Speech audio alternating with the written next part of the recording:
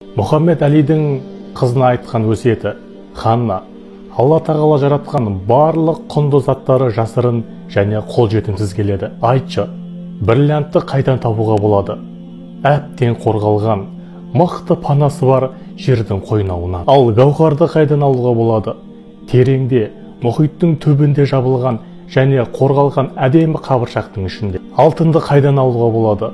Жердің миллиондаған қабаттарымен, тастармен жабылған шахтадан. Оларға жету үшін ауыр жұмыстар жасауға тура келеді. Ханна, ал сенің тәнің қасиетті, бриллиант пен гауһардан да құнды әрі бағалысың, және сол себепті жабулы болуың керексің. Қазақ қыздары, Мұхаммед Әли айтпақшы, Инстаграмда, ТикТокта қасиетті, бағалы, құнды әурет жерлеріңді көрсетіп, өз-өздеріңді арзандатпаңдар.